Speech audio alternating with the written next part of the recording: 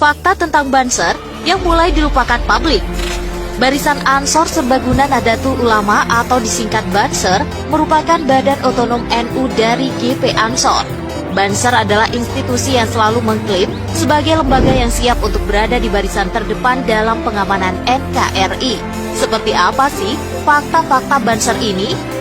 Pertama, ikut memerdekakan Indonesia.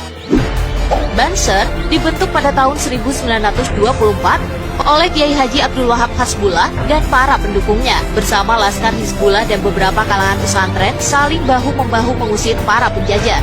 Dalam sejarah penjajahan di Indonesia tercatat hanya lembaga pendidikan Islam klasik ini yang mampu melakukan perlawanan baik secara lahir maupun batin, fisik maupun non-fisik, sebab mereka tidak bisa diintervensi oleh taktik licik adu domba oleh penjajah Belanda.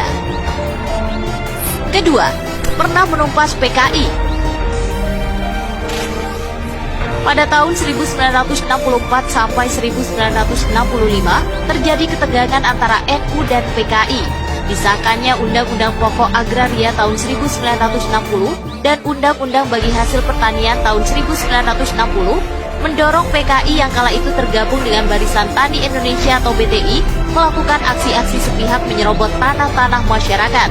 Dengan slogan serobot dulu urusan belakangan, mereka mematok tanah semena-mena milik pesantren atau para kiai. Setelah melakukan rapat darurat, akhirnya GP Ansor di bawah komando Muhammad Zainuddin Qayyumi, mereka mencoba melindungi tanah milik masyarakat.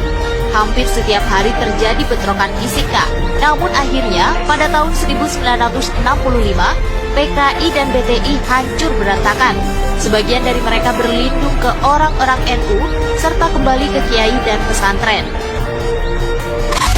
Ketiga, punya kisah heroik.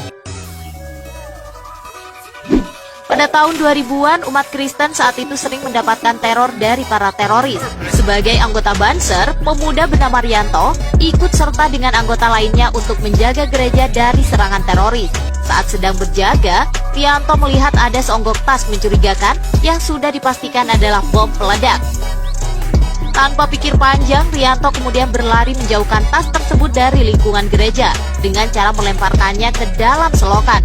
Namun naas, bom ternyata meledak lebih cepat setelah terkena air.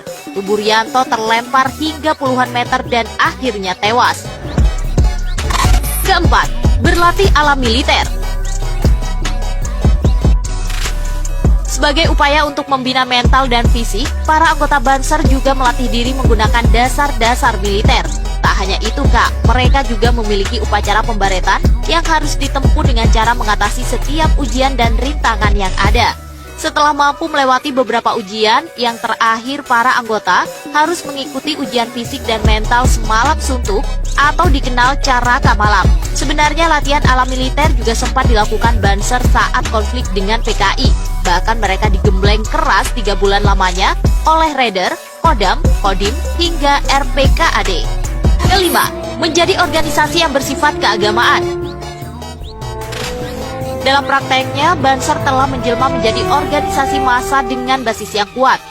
Kelompok ini berfokus pada aspek kebangsaan dan bela tanah air, di mana mereka menjunjung nilai-nilai ideologi Pancasila yang menjadi dasar Indonesia.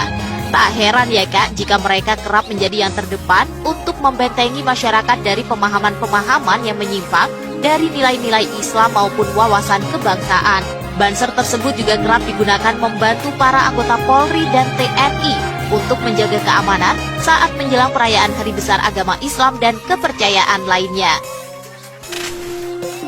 Walau sempat ada kritikan tajam hingga petisi pembubaran, namun nyatanya Banser tetap berdiri hingga saat ini. Pengalaman dalam menjaga keutuhan NKRI sebelum Indonesia merdeka telah menjadikan Banser sebagai organisasi luar biasa. Di bawah naungan NU, Banser siap selama 24 jam, siap merapatkan barisan untuk melawan pengganggu ketentraman bermasyarakat, beragama, dan berbangsa.